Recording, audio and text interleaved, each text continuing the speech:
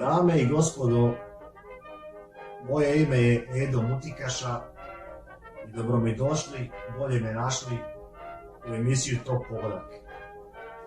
Ja ću vam sad ovdje ukratko prepričati šta se to sve izdešavalo na ovom kupu Južne Amerike, no vidim da ste se uživili u program, pa da pređem na stvar, tako? Brazil odbio Boliviju 3-0 i to bez Neymara. Bez Neymara, ali realno kad pogledate i ne treba ni, koji će ih kupiti, tako? I ovako su najjači na turniru, bar na papiru. Vidiš da su svi ostali buraniji. Argentina, Kolumbija 0-2. Ovim porazom Argentinci su još jednom dokazali da stvarno nisu ni za kurac. Dođe mi samo žao ovoga Lea Messija što se bruka s ovim kakanima.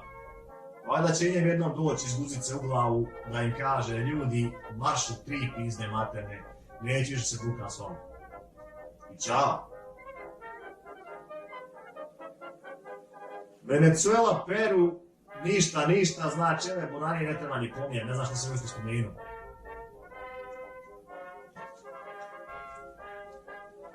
Paragvaj, Katar 2-2.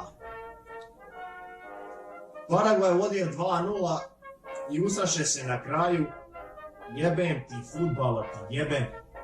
Nije meni, da se razumijemo, nije meni ni do jednog drugačije. Jebe se meni i za Katar i za Paragvaj. Ali glupo mi je što je meni pao tiket, razumiješ? Ja igrao keca ko vrata, znači keču da ovoliki i pateni tiket.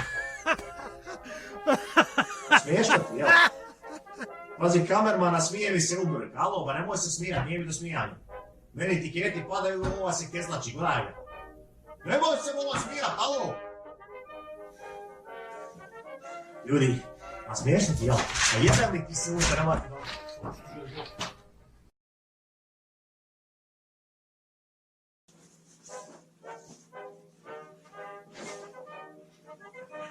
Ovo će se meni smijat, đubre jedno nevaspitano. Ja sam ono stao, a ja. Urugvaj pregazio Ekvadora 4-0. Poslije utakmice Luis Suarez je izjavio da je izgubio čak 3 kg. Vidi ga ba, drugi čovjek, a?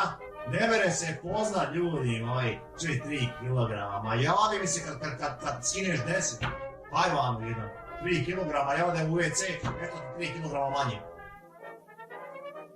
Dame i gospodo, toliko za večeras.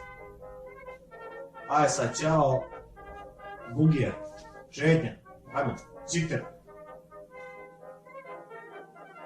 Gasi bolam kameru, alo. Šta si zinao kao konj, gasi tu kameru, kad ti govorim. Jaj, Bože dragi.